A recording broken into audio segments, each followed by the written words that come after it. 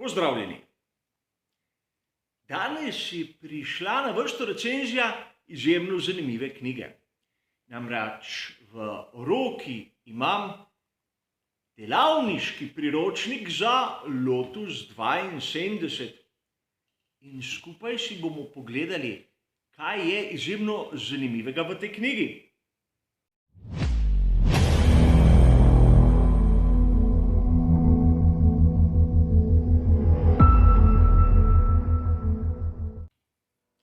Lotus 72 je eden izmed tistih bolidov v zgodovini Formule 1, ki ima malodane ikonični status. Kot mejnik razvoja sem ga že predstavil v posebnem prispevku. In kogar zanimajo značilnosti ter zanimivosti, ima bližnjico do tega prispevka kot običajno navedeno v opisu. Danes se bomo ukvarjali z recenzijo te knjige, te publikacije, ki nam nudi drugačen pogled v vso zadevo. Ian Westgaff je napisal ta priročnik, kot piše na prvi strani, ampak tu moramo biti izjemno previdni. Gre za publikacijo znane založbe Haynes, kjer radi izdajajo delavniške priročnike. Ampak knjiga kot sama ima le približno 160 strani in to pomeni, da ni preveč obsežna ter debela. Za primerjavo, znani Wizardov priročnik samo za predelavo motorja tipa A, ga izdaja prav tako Haynes, ima okrog 500 in v tem primeru je tudi papir bistveno tanjši, ampak sedaj ste razumeli, da v tej knjigi, ki vam jo bom danes predstavil, ni navedeno, kako se vzdržuje in seveda uporablja Lotus 72. Je monografija posvečena temu izjemno pomembnemu bolidu in notri lahko najdemo bilico zanimivih informacij. Način predstavitve kot taki je izjemno poučen. Namreč vzame situacijo pred nastankom Lotusa 72 in pogleda vse vplive drugih šasi na nastanek le-te in pogleda tudi, kako so se razvili bolidi Formule 1 po opustitvi tega modela.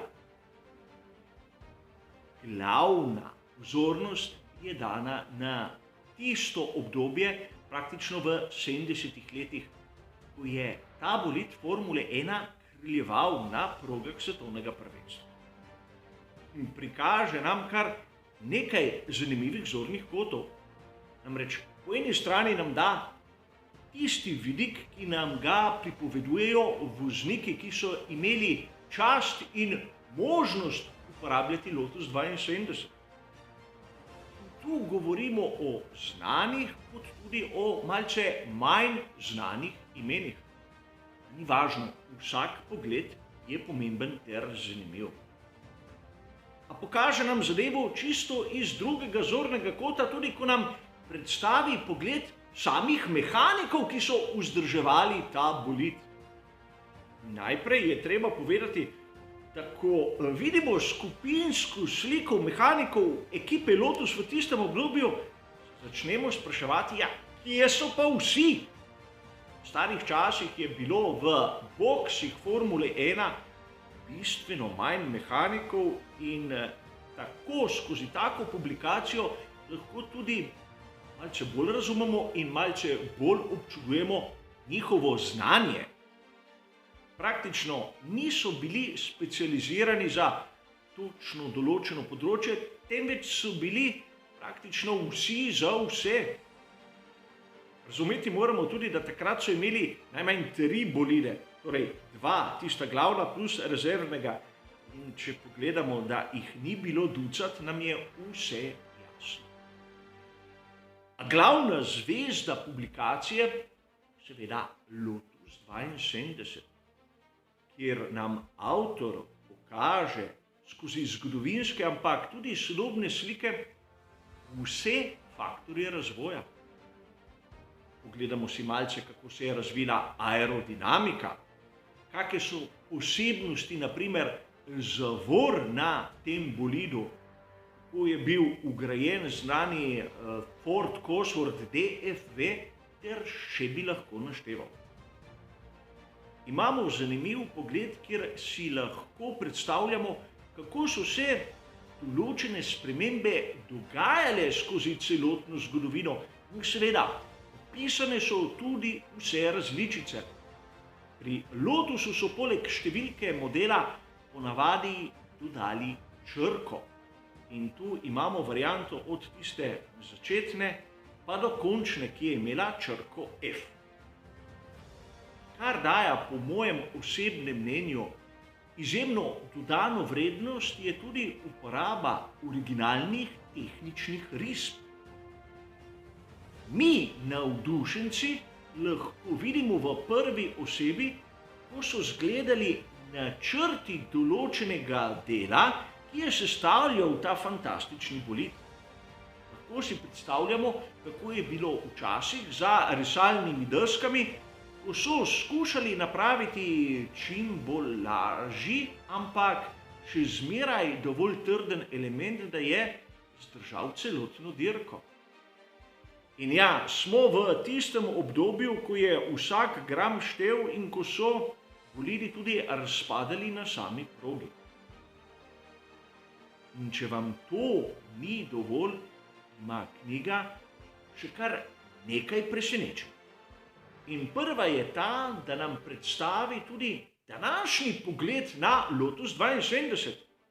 Namreč, kaj pomeni biti danes lastnik tega dragulja zgodovine Formule 1. Kako se ga zopet spravi v pogon, kako se ga restaurira, kaj pomeni z njim tekmovati v zgodovinskih serijah, ki jih organizira FIA. In tudi sin Colina Chapmana, ki ima ekipo za zgodovinske bolide, pridoda kar nekaj zanimivih informacij. Ampak to še ni vse. Na koncu imamo tisto, kar naredi tak tip knjige, kot je ta, poseben.